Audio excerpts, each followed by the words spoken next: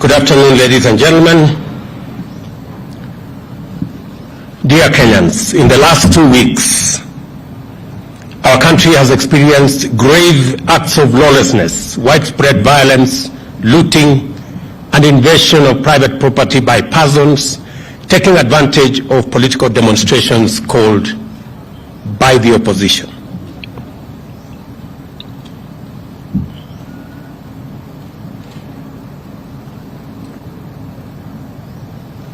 Will we start again or something?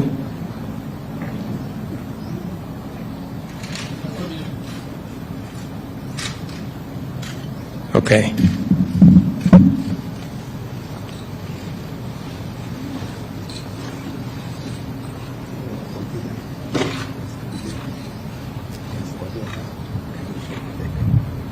Kama ingekuwa wao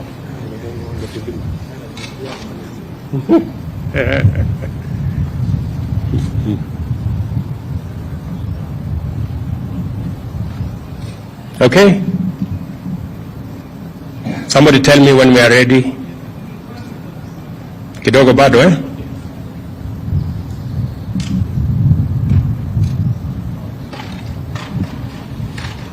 Mumenichelewesha sana. This statement I was supposed to make at 4:30.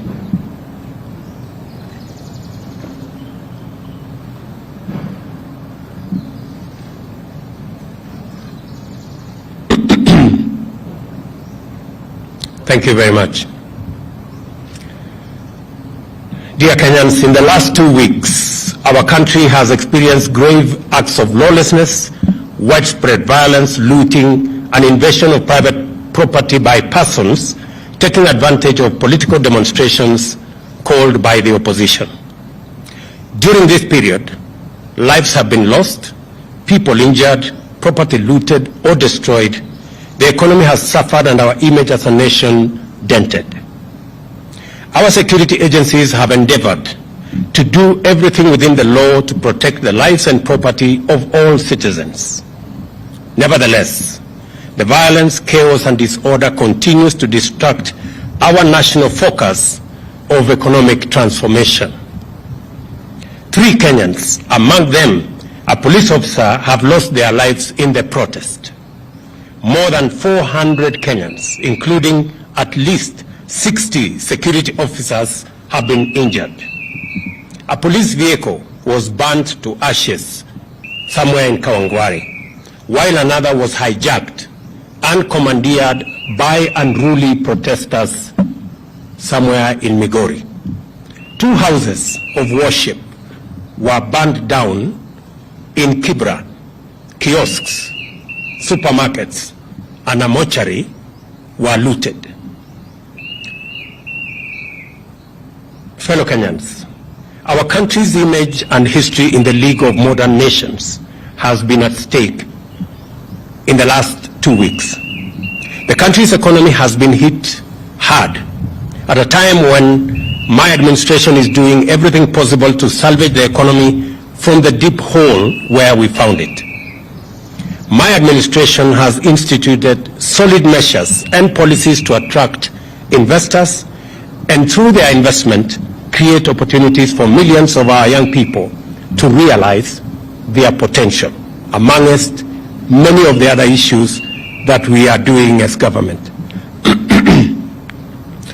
We cannot, ladies and gentlemen, we cannot allow these efforts to be derailed by acts of violence, chaos, and anarchy.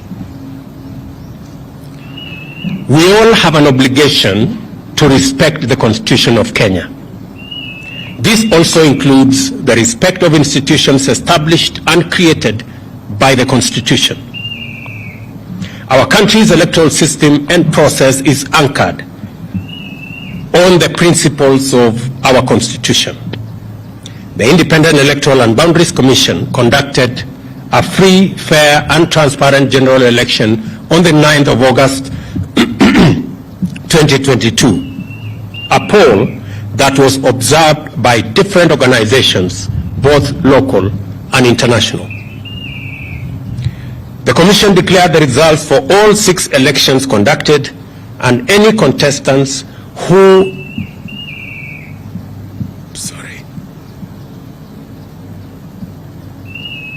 were aggrieved by the outcome had an opportunity to present their grievances to the country's judicial system for arbitration. The Supreme Court of Kenya had and determined with finality the 2022 presidential election dispute and ruled on the petitions that were filed by the aggrieved contestants and their supporters. Nevertheless, I have carefully listened to the issues raised by my friend, the Honorable Raila Odinga. In times like this, it is not about who is right or who is wrong. Like Winston Churchill said, I dare say, and I quote, "Courage is what it takes to stand up and speak, but it is also what it takes to sit down and listen." I have always been ready to engage Kenyans of all walks of life, including elected and appointed leaders from across the political divide and the religious fraternity, on how to make our country better and prosperous. And in the last 6 months, I have talked to many religious leaders. I have talked to many elected leaders from across the political divide. My door still remains open for honest, objective, and sincere deliberations based on the rule of law and the Constitution. On the reconstitution of the future Electoral Commission, the selection panel that currently is in office is a creation of the law that was passed by the two chambers of parliament in response to a court decision. The court clearly stated that one institution, and in this case, Parliament, cannot dominate the process of establishing an electoral commission at the expense of other institutions that have a role to play in the country's electoral process. However, considering the matters raised by our friends in the opposition, I suggest a bipartisan engagement in Parliament on the reconstitution of the IEBC panel within the parameters of the law and the Constitution. In any case, as a Democrat and guided by the Constitution, I, on the 9th of December 2022, sent a memorandum to the Speakers of the National Assembly and Senate requesting the purposive intervention on implementation of the 2/3 gender rule, entrenchment in the Constitution of the Constituency Development Fund, Senate oversight and national gender affirmative action funds, establishment of the position of the Leader of Opposition, and the improvement of parliamentary oversight of the executive. And for the record, Parliament has already approved the parliamentary oversight of the executive, and shortly, cabinet secretaries will be appearing before the House to answer questions. The other items are still in Parliament. The IEBC selection panel and the future process of recruitment of its commissioners could as well be part of a conversation leading to constitutionally and legally binding proposals through a bipartisan parliamentary process. In other words, I am suggesting that the issues that have been raised by our friends on the matter of IEBC,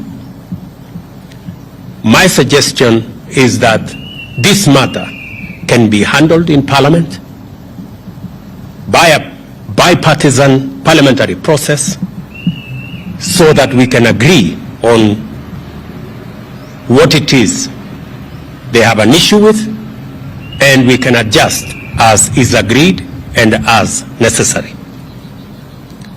And therefore, in these circumstances, and in view of the recent events that led to loss of life and destruction of property in the demonstrations that have occasioned in our country for the last 2 weeks, I urge my brother Raila Odinga and the opposition to call off the demonstrations and to give this bipartisan approach a chance for us to take the country forward. Meanwhile, I call on all Kenyans to remain peaceful and law-abiding, and I assure them that the government of Kenya will continue with its sacred duty of protecting their lives and their property, including their businesses. Thank you very much.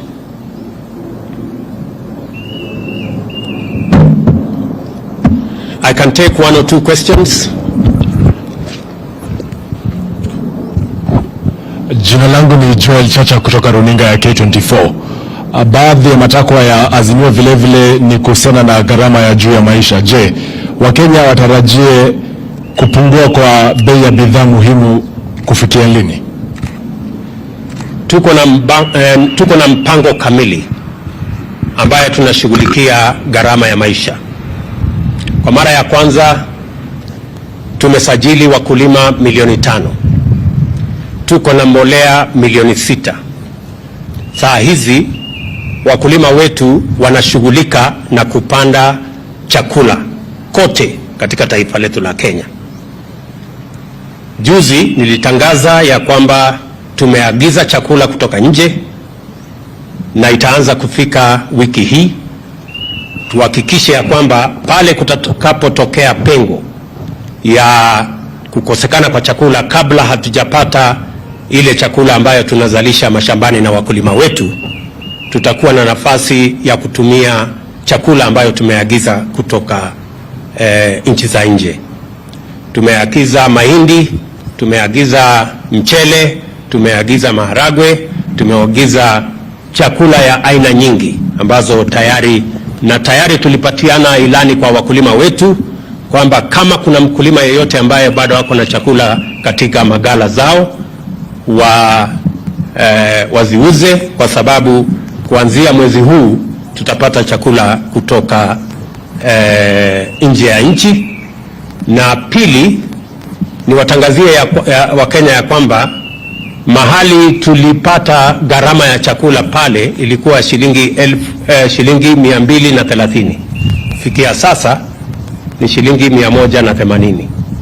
Kumaanisha ya kwamba zile hatua tumezichukua zimeanza kupunguza gharama ya maisha, lakini mpango yetu ni mpango ambayo inaitwa sustainable. Ndio sababu tunashughulika na wakulima wetu. My name is Chemutai Goin from Citizen TV, and in paving way to this bipartisan process that will initiate in Parliament, if it doesn't bear any fruit, and the positions that have been taken by yourself, your deputy, and several other leaders in government regarding a handshake or a working relationship, do we then foresee this possibly leading to that if it is for nation than for self? Chemutai, I didn't understand what you said. Sorry. Yeah, somebody was talking to me here, so Pole. Yeah, that's a former colleague. My question, this bipartisan process that is being initiated, possibly that will start in Parliament, if it doesn't bear any fruit, and there are positions that have been taken by yourself, your deputy, and other leaders in your government regarding a handshake, do we foresee a position where maybe there will be softening of stances and a possible working relationship, even if it does not translate to sharing of positions in government? You know, as a believer in the rule of law, and as a believer in running an accountable government, our position is that we should never be in the position that this country was put by the handshake, where there is no distinction between government and the opposition. Once you compromise accountability and oversight, you are in for a lot of trouble. Our position is that we want to engage our brothers and sisters on the other side on issues that are important to the people of Kenya, them as an opposition, us as a government. That way, the system of checks and balances remains intact. Mr. President, I'm Sydney Chazima from NTV. I have one or two questions. One, in a parliament where the ruling party or the ruling coalition enjoys a very high majority, how bipartisan will that process be?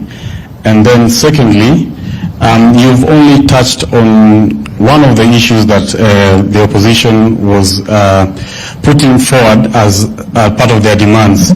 There are issues to do with the servers, there are issues to do with the high cost of living, which you have mentioned. Then thirdly, this is to do with the demonstrations. We've seen some kind of brute force against the media from the police. We would like you to address that.